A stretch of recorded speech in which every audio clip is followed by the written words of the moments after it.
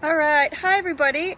I wanted to really touch base with this question that I got asked over email, and it's very, very common. And so the situation is generally people are saying to me like, this has happened, I'm feeling this way, the doctor said this and the physio said that, and you know, I've seen a psychologist. And so there's been a lot of conflicting information and a lot of effort, and people are very motivated to feel better. So often people will be feeling dizzy, queasy, nauseous, or some of my clients, none of that, just tinnitus, just ringing or pinging in the ears.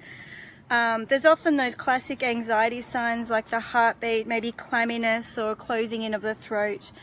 So ultimately there's a lot of confusion. So if I was to take it through, if I was, let's say, guiding my mother through these symptoms and just taking her through a very logical step-by-step process, this is what I would say. And first of all, it would be just go to the doctor, go to the local doctor and just check that there's nothing fatal happening. It's really important to rule out any stroke or anything that requires immediate medical attention. And many people will do this by going to the GP or even the emergency hospital. And I think, well done, that's a really important part of the process. And remember, you're gathering information about yourself and your body through all of this. So it's not as though every doctor you talk to will have all the answers or will know you intimately or will be the expert in your body. But you're gathering data, and that's a really important part of the process that you're now going to be going through towards healing. So the doctors need to look at, looking at the heart, they're going to be looking at respiration, they're going to be looking, sometimes you'll get CT scans and MRI scans, and I also think that's a really good idea, and looking at the little structures in the ears. So when they do CT scans, they're looking for any signs of infection. There's a condition called cholesteatoma, which is a buildup of infection behind the inner ear, the inner ear bone and the middle ear bone, and they need to be surgically removed. So we're looking for things that require surgical action. Okay, now these are not that common, and if the doctors don't find anything, it can feel a little bit like, oh, it's normal, go home. But it's really important to go through that process, so it's not to be overlooked. And the MRI scan, they are looking to check that, the parts of the brain that connect through the midbrain and to the inner ear are all flowing nicely, so there's no blocks or no tumors or no degenerative conditions around the cerebellum, which is our balance area of the brain. So the doctors are looking for all of these mechanical and physical things. Now, I just want to take a step back. If you have positional dizziness, and that means that when you look up or when you roll in bed or bend over, you're getting a flurry of dizziness, and it can also provoke a bit of anxiety. I've actually had positional vertigo myself, but this is called BPPV, and it's very easy to diagnose. It's very easy to treat if you know what you're doing. Okay, now not all GPs will pick up or will have been educated in this actually. So some GPs just simply won't have the training. Some of them won't pick it up, okay? And it's just important that you get a second or third opinion. So if you've got spinning, rotational dizziness, and it's through the eyes, happens in bed, happens laying down, and then when you get up and walk around throughout the day, it tends to settle. That's classic BPPV. I have a whole BPPV video kit which you can use. You can buy it and keep it, and it means when you get the symptoms, you know exactly how to test, okay, which ear is it in, which canal is it in, and which treatment do I need to do to resolve it. Now what happens in that condition is you have little calcium particles called otoconia in the inner ears, and when they're rolling they've basically got little bedrooms in the ears, and when the otoconia particles are rolling from one bedroom to another, they get displaced, okay? It's not that they're going to hurt you, it's not even a particularly concerning problem. It's just very annoying and agitating when you move your head, because you now have extra calcium particles rolling around the wrong part of the ear. So this is very treatable, and I have met people who've had that condition for 30 years. It's been diagnosed but never treated. So basically the GP has diagnosed it and then said, well, you're going to have to live with it. Now that, I understand that, education changes and different GPs will have different knowledge, but it's actually not correct. So BPPV can be treated, which is why if you have this brief positional dizziness, particularly when bending over, rolling in bed, looking up, hanging out the washing. If you're starting to really restrict your head movements, it's worth getting that one looked into. Or buy my BPPV video kit and you can do it yourself at home, okay? Now, I made that one for my clients who travel, they go on holidays to Thailand or whatnot, and they need to be able to look after themselves in case it happens suddenly. And the reason I say that is because even myself, I've had it twice. It comes and goes, it's intermittent. And that doesn't make us abnormal, it doesn't make us sick, it just means from time to time our calcium particles shift. And then once that happens, we very elegantly and gracefully treat it, and within 24 hours you can be completely back to normal. So having education and skills around that is really important. And I often say to people, don't wait until you're sick and vomiting and there's, vertigo spinning everywhere to learn about this stuff. Learn while you're feeling good, while you've got your head together, while you can think clearly, because that's when we're more likely to take it in. So what we've got done at the moment is we've got the GP to look into things, potentially the emergency department if needed, and we may have seen an ear, nose and throat surgeon or a neurologist for that CT scan and MRI scan. So if you've gone through all of this, you've excluded BPPV and you've had it treated, so it's all good, gone back to normal. The other thing for people with tinnitus is get a hearing test. It's really good to have a baseline of your hearing test, know what's happening in your ears. Just because you have any form of hearing loss doesn't mean anything fatal is going to happen. And you'll hear in the expert interview with David Shmulevitz, which is in my free resources on my website, he says, it's incredibly rare for anyone to have a fatal condition, something that is going to kill you. Dizziness and tinnitus are often very benign, but super debilitating and super annoying. So it's important that you go through the process of knowing exactly what you're looking at. So once you've gone through that process, if you're still not feeling right, so the doctors may have given you various vestibular suppressant medications, antidepressant, anti-anxiety or anti-epileptic medications, the doctors literally don't know what the impact of those meds will be. So it's important that you yourself give them that feedback. So you need to take the medication and then figure out for yourself if it's helping. And so there's this relationship you'll need with your doctor where you're able to fine-tune your medication dosages or shift them or change them according to how you're responding to them, because it's a very unique process. And I see a lot of patients and they're like, Joey, should I take medicines? Should I do this? Should I do that? And first of all, I just say, look, it's not my place to give you advice on medications.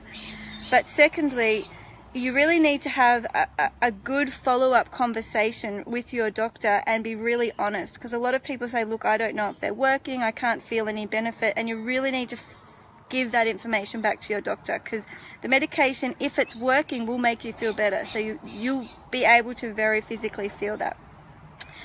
So some people don't want medications, which is fair enough, and the medications are all temporary anyway. They're not a long-term fix, they're just to help you cope. They're not to get rid of symptoms, they're not to eliminate the cause, they're really just to help you be able to feel that you can think clearly and get strategies to then reset the brain. So this is what brings us now into healing. So a really big part of the initial bit is diagnosis and gathering data. What's going on, and is there anything that needs to be done immediately? So if you're still not feeling good, that's when people often come and see me, and we look at building a daily practice. Now, part of that may be still at that physical level of looking at diet, physical exercises, so muscle strength and toning, and getting the spinal column, the brain, the ears and the eyes to all communicate better at that very physical level, so movement, behaviors, postures. But then I think the missing link in healing is often looking at neuroplasticity, also thoughts. So what ideas, what persistent doubts, what's the inner dialogue happening inside of your mind at this point of time, and how can you relate to that? So thoughts are generally automatic. You can't control every single thought that's created in your mind, but the way you respond to the inner dialogue you absolutely have full control over once you're conscious of it. So raising awareness of the thoughts will be really important. Generally speaking, whatever we're thinking dictates what we're feeling. They're kind of closely linked. They work as a team, our thoughts and our feelings. They're separate, but they're linked. So if we're thinking all the time, I can never get better, I can't do this, why am I like this, I hate my body, often that will lead to feelings of despair and hopelessness, confusion, overwhelm. But if we're thinking, you know, I'm on top of this, when I feel the dizziness, I know exactly what to do, I'm totally prepared, I've got this, I trust my body, we'll tend to feel more confident, more prepared, more empowered. So we'll start to look at some of the inner dialogue and also some of the emotions. Some really common emotions that my clients will go through are frustration and anger, loneliness, sadness, anxiety and depression for sure. Then also relief. Some clients feel a great sense of relief once they start their daily practice and they learn to listen to their body and make sense of it all. And also once they learn what they're feeling and why. So there are mechanisms behind our vertigo and tinnitus. The body is creating those symptoms for a reason. And our job in the recovery and healing process is to learn, okay, what's the body telling us? What's underneath this vertigo? What's underneath this tinnitus? And that brings us into the spirituality and consciousness side of healing. So the question is, what are my beliefs here? What do I believe in? Do I believe that I can actually heal? Do I believe my body knows what it's doing? Do I believe that my body is communicating to me and I have a mind-body language? Or do I believe that it's not fair? Why me? Why can't the doctors fix me? You know, surely technology should be able to get rid of this by now.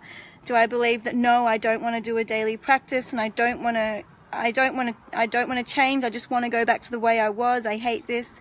So looking at our belief system and where we're putting our energy is really critical for healing. And this is where some of the transformation happens. So I've had plenty of clients who don't understand their body. They don't particularly trust their body. They feel quite disconnected. They're not embodied. And it's like they're floating, so they feel like their feelings are sort of out of their body and they're not really in their body. And that is it's an unsafe feeling, and it's scary, and I empathize with that, and I've certainly felt that. I think I was about 26 when I first felt myself connect back into my body because I was also disconnected. So learning how to trust what you're feeling and feel safe and empowered within that is the most gentle process and profoundly changing process. Now, for neuroplasticity to happen, this is when your neurons are reconnecting. And remember, neurons and neuroplasticity is not just a physical process like building muscle at the gym. It's your thoughts, your emotions, your beliefs. It's every single thing you feel is happening through a neural process. And if we want to be able to heal our dizziness, our tinnitus, our anxiety, our nausea, our unsteadiness, we actually have to feel it. So we have to feel it in order to heal it. The brain has to connect what's going on where in order to collect that data. It needs to feel it, and then it can shift it. It can actually reset it and remap it. So a lot of people, the humans, myself included, we all basically feel pain and then want to push it away or run away from it. It's the way we're wired. However, sometimes, well, in this process of neuroplasticity, we actually have to be able to feel it, soften, pause, lean in, let that data be collected at that neural level so that we can shift it. So if we're constantly pushing it away, suppressing it, medicating it, trying to get rid of it, the brain's not able to sit with it, gather that data, and actually learn how to do something about it. So that process of going through the mental, emotional, and spiritual aspects of neuroplasticity, I would say that generally comes after the physical investigations, which is what the medical world are so good at. So just in a summary, when you've got your symptom onset, make sure you've seen doctors, whoever you feel comfortable with. Make sure you have that relationship where you've had the investigations and you feel quite confident that you're not dying and there's nothing fatal. And then I suggest going through this process of healing, like really look at what you're feeling and why. Not everybody will need private therapy to go through that process. The Rock Steady program, the 12-week program, gives you step-by-step guidance. You can do that at home on your own. I created that so people had independence and didn't rely on therapy. And that's the beauty of e-learning. And me, myself, I prefer to have a therapist. I've always got mentors and coaches in my life, and self-development is something I really value highly. So I like to have that one-on-one support to help me focus and also get that second perspective. So some of you listening to this will probably benefit from private therapy to help you go more deeply into your inner dialogue, your feelings and your beliefs in order to help you heal at those more profound levels. So I hope this has been helpful. Thank you for emailing in the questions, and keep the questions coming. This is such a great conversation for all of the vertigo and tinnitus community, and I will see you along the way. So it's a bye for now.